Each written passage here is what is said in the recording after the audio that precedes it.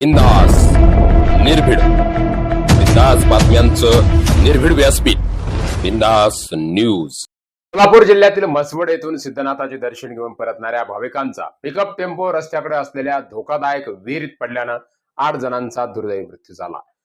यात 7 जणांना वाचवण्यात ग्रामस्थांना यश आल्याची माहिती होती। ही दुर्घटना सायंकाळच्या सुमारास 5 वाजण्याच्या सुमारास घडली। सातारा सोलापूर रस्त्यावरील तांदुळवाडी येथे रस्त्याच्या कडेला असलेल्या धोकादायक विहिरीचा अंदाज न आल्यानं हा टेम्पो थेट या विहिरीत कोसळल्यानं ही दुर्घटना घडली आहे। नमस्कार, मी प्रवीण पाटील, तुम्ही पाहताय बिंदास न्यूज। तांदुळवाडी रस्त्याच्या बाजूला असणाऱ्या विहिरी जवळून जात असताना गाडीवरील ताबा सुटला आणि हा मिनी टेम्पो थेट विहिरीत कोसळला। सुदैवाने या गाडीच्या मागेच तांदुळवाडी येथील इरफान मुजावर हा तरुण दुचाकीवरून येत होता। हा टेम्पो पाण्यात पडल्याचं त्यानं पाहिलं। तातडीनं गावात मदतीसाठी फोनही केला। याच वेळी एक लहान बाळ पाण्यात बुडत असल्याचं पाहून तत्काळ इरफाननं कुठल्याही गोष्टीची विचार न करता पाण्यामध्ये उडी घेतली। सोलापूर जिल्ह्यावर शोककळा पसरविणाऱ्या या घटनेनं मन हेलावून गेलंय। माळशिरसमध्ये घडलेल्या अपघातात एकाच गावातील 8 जणांचा मृत्यू झाला।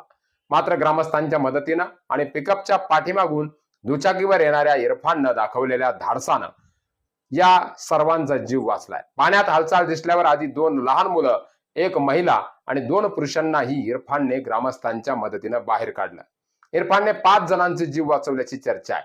2 पुरुष पोहून बाहेर आलेत। मात्र हा टेम्पो विहिरीत खाली उलट्या बाजूने पडल्यानं टेम्पोच्या आतमध्ये असणाऱ्या 7 महिला आणि 1 6 महिन्याचा बाळाला वाचवण्यात अपयश आल्याची खंत इरफाननं बोलून दाखवली। वेळ काळ बनून आली होती, त्यामुळे दुर्दैवी अंत झाला। दरम्यान यात ज्यांचे प्राण वाचवले त्या सर्वांना तातडीनं पंढरपूर येथील उपजिल्हा रुग्णालयात उपचारासाठी हलवण्यात आलं। त्यांच्यावर उपचार सुरू आहेत। या घटनेची माहिती मिळताच सोलापूरचे जिल्हाधिकारी एस कार्तिकेयन, पोलीस अधीक्षक अतुल कुलकर्णी हे घटनास्थळी भूसंपादना वेळी धोकादायक विहिरी तसेच सोडलेल्या या अपघाताची कसून चौकशी केली जाईल अशी ग्रामस्थांना त्यांनी ग्वाही दिली।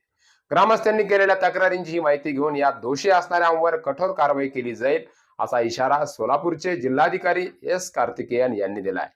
वास्तविक या रस्त्याचं काम सुरू असताना अशा धोकादायक विहिरींबाबत सुरक्षेचे नियम पाळणं गरजेचे असताना या ठिकाणी कोणतीही सुरक्षा कठडे देखील नसल्याचं दिसून आलं। या विहिरींचं अधिग्रहण करणे गरजेचं असताना रस्त्याचे काम सुरू झाल्यावर या धोकादायक विहिरी अशाच सोडल्या आणि दुसऱ्या बाजूच्या जागांचे भूसंपादन करण्यात आल्याच्या चर्चा सुद्धा या ठिकाणी सुरू आहे। दरम्यान इरफाननं आपल्या जीवाची बाजी लावून वाचवलेल्या या जीवांमुळे महाराष्ट्रातच नव्हे तर संपूर्ण देशभरात इरफान सारख्या तरुणाची एक मोठी गोष्ट चर्चेला आली आहे।